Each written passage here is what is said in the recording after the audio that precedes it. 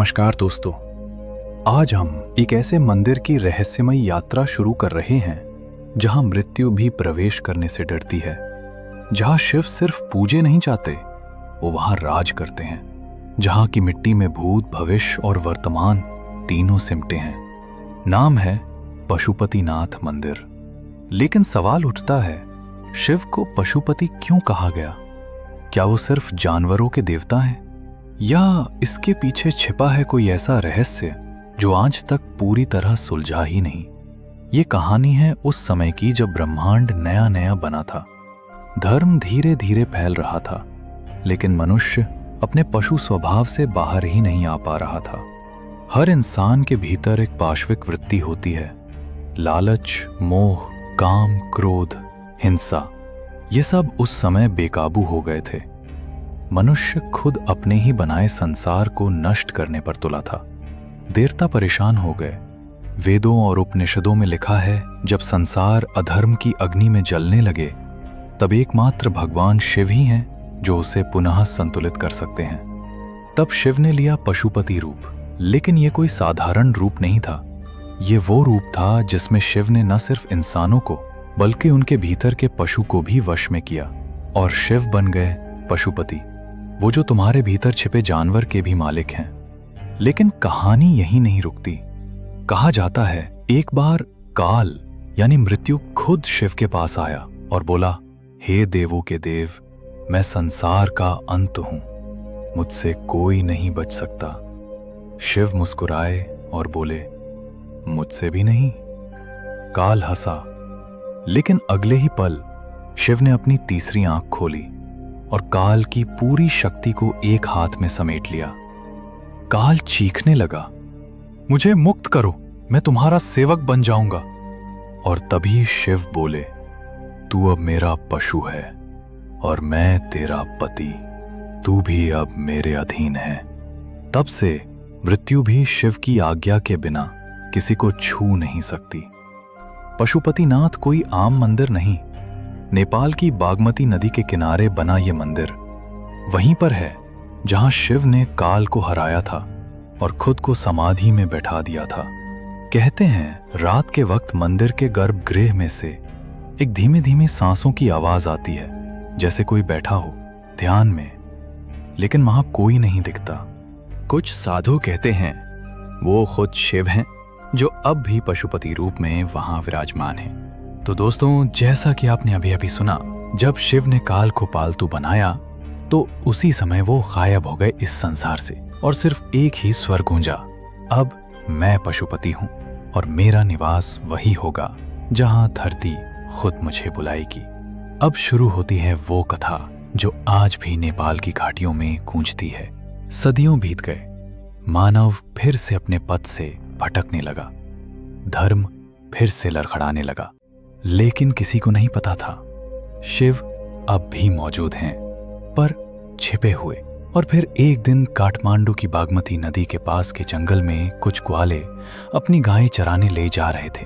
तभी उन्होंने देखा, उनकी एक सफेद गाय हर दिन एक ही जगह पर बैठ जाती है और अपने आप दूध गिरा देती है। ना कोई इंसान दो रहा था, ना कोई चोट थी गाय को, लेकिन हर दिन वही स्थान, वही दूध बहता हुआ, जैसे कोई अदृश्य शक्ति खुद उसे खींच रही हो। ग्वालों को शक हुआ। उन्होंने जमीन खोदनी शुरू की, और जैसे जैसे खुदाई बढ़ी, मिट्टी से तेज गर्मी निकलने लगी, जमीन से धुआं उठने लगा, और अचानक एक तेज प्रकाश फैला जिससे सबकी आंखें चौंधिया गईं। धरती से प्रकट हुआ एक दिव्य चमकदार शिवलिंग, ना काले रंग का, ना सफेद, बल्कि ऐसा रंग जो बोलता नहीं था पर भीतर तक बोल जाता था। और तभी आकाश से गूंज उठी, ये है मेरा धाम, यहां मैं पशुपत रूप में विराजूंगा। ये भूमि अब मृत्यु को भी जीत लेगी। जो मुझे यहां मानेगा वही अपने भीतर के पशु को हरा पाएगा। और दोस्तों, वहीं से शुरू हुआ पशुपतिनाथ मंदिर का इतिहास। गांव वालों ने देखा, उस शिवलिंग के पास जैसे ही कोई मृत शरीर ले जाया जाता, उसकी चिता अपने आप जलने लगती थी, बिना आग बिना लकड़ी, सिर्फ एक ऊर्जा जो दिखती नहीं पर सब जला देती थी। और फिर एक दिन आया जब एक तांत्रिक आया उस मंदिर में। उसने कहा, ये कोई आम शिवलिंग नहीं, ये एक काल द्वार है। अगर मैं इसे सही मंत्रों से खोल दूं तो मुझे सीधा भगवान शिव का दर्शन होगा, पशुपति रूप में। उसने साधना शुरू की। 21 दिन तक लगातार तंत्र, हवन, मंत्र, भस्म, और फिर 21वें दिन वो अचानक गर्भगृह के भीतर गया और फिर कभी बाहर नहीं आया। आज भी वो तांत्रिक कहाँ गया कोई नहीं जानता। कुछ कहते हैं वो खुद शिव में लीन हो गया, कुछ कहते हैं वो काल के मुंह में चला गया, और कुछ लोग कहते हैं वो आज भी वहीं है, लेकिन दूसरे लोक में, उसी शिवलिंग के नीचे। इसीलिए दोस्तों, पशुपतिनाथ मंदिर कोई आम मंदिर नहीं, ये एक जीवित रहस्य है, जहां हर श्वास, हर दीवार, हर पत्थर कुछ कहता है। अब जो कहानी सामने आती है वो हैरान भी करती है, डराती भी है और सवाल भी छोड़ जाती है। नेपाल के पुराने तांत्रिक ग्रंथों और शिव महापुराण के अनुसार पशुपतिनाथ मंदिर के नीचे एक अदृश्य द्वार छिपा है, जिसे कहा जाता है काल द्वार, यानी ऐसा दरवाजा जो इस लोक को परलोक से जोड़ता है। लेकिन वो द्वार सिर्फ उन्हीं को दिखाई देता है जो अपने भीतर के पाप, मोह और पशु को जला चुका हो। अब बात करते हैं मंदिर की रहस्यमयी अग्नि की। पशुपतिनाथ मंदिर के बगल में एक शवदाह घाट है, जहां मृत शरीरों को जलाया जाता है। लेकिन ध्यान देने वाली बात यह है, एक चिता ऐसी है जो कभी बुझती ही नहीं। कई लोगों ने कहा, हमने उस चिता को लगातार जलते देखा, बिना किसी लकड़ी या घी के, और जब पास जाकर देखने की कोशिश की तो इतनी गर्मी थी कि शरीर झुलसने लगे। कुछ साधु मानते हैं वो अग्नि शिव का तेज है। कभी कभी उस अग्नि से निकलती है एक नीली लौ जो सीधा आकाश की ओर जाती है, जैसे कोई आत्मा मोक्ष की ओर उठ रही हो। अब बात करते हैं शिवलिंग के 5 मुखों की।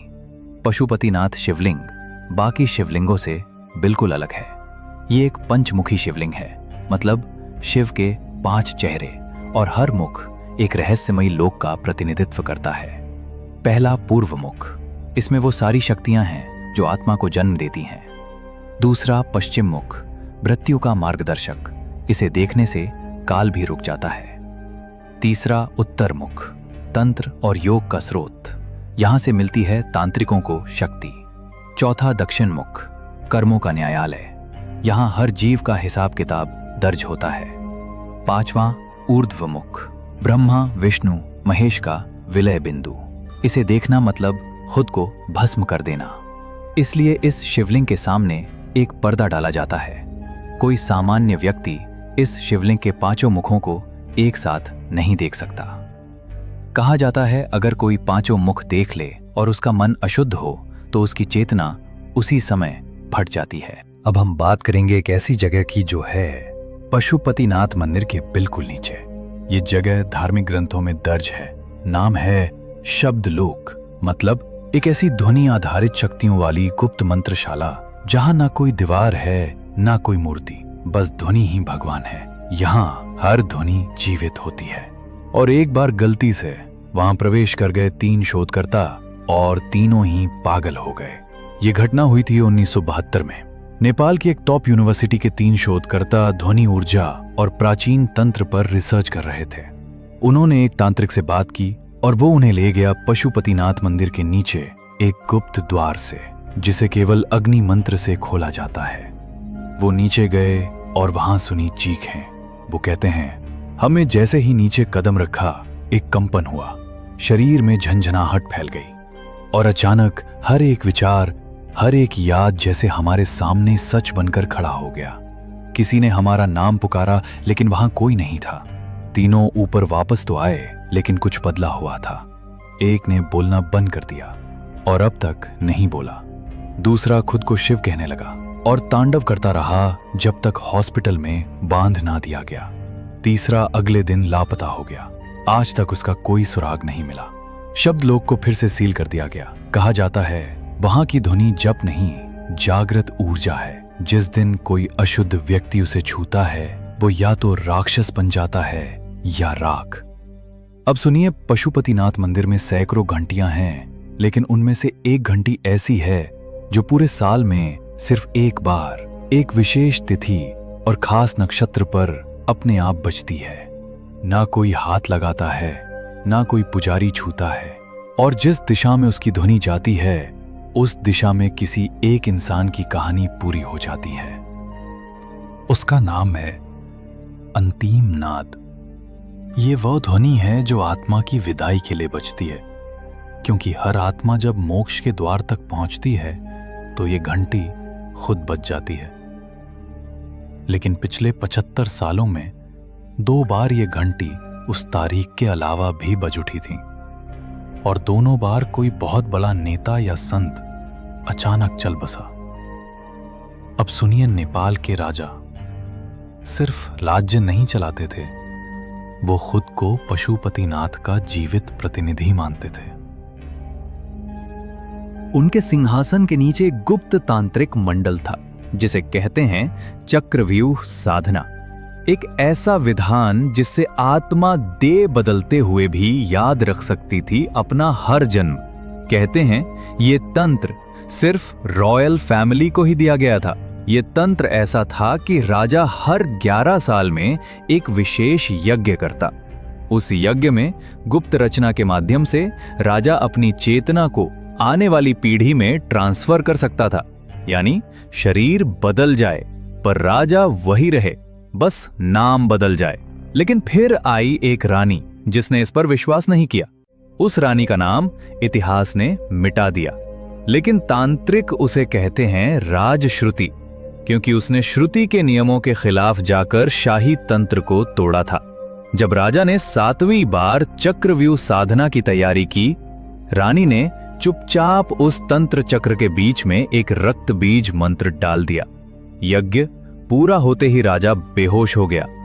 3 दिन बाद उठते ही उसने अपने पुत्र को पहचानने से मना कर दिया, और अगले 9 महीने तक वो खुद को पशुपतिनाथ का अवतार कहने लगा।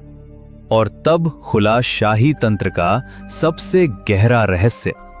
पशुपतिनाथ मंदिर के प्राचीन पुजारियों ने बताया, चक्रव्यूह साधना का अंतिम लक्ष्य अमरता नहीं, बल्कि खुद को भुलाकर शिव में लय होना था। लेकिन राजाओं ने उसे अहंकार का साधन बना लिया।